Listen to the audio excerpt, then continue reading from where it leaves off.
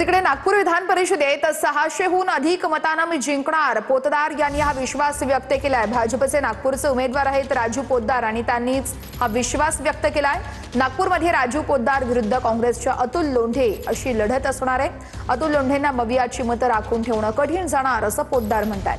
काँग्रेसची 50 मतं फुटणार आणि ती मला सर्व मिळणार असं देखील पोतदार यांनी म्हणत विश्वास व्यक्त केलाय।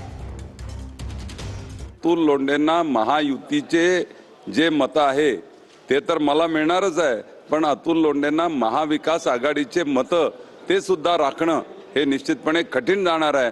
त्यांच्यातली काही मत हे माझ्या व्यक्तिगत संबंधामुळे मला मिळतील असा मला विश्वास आहे। काँग्रेसचे जे 170 मत आहे आणि महाविकास आघाडीचे जे 225 मत आहे ते 225 मत राखणं त्यांना कठीण जाणार आहे। त्यामध्ये 50 मतं हे मला मिळतील असा मला विश्वास आहे आणि 600च्या वर मतदान घेऊन मी या निवडणुकीमध्ये विजयी होईल।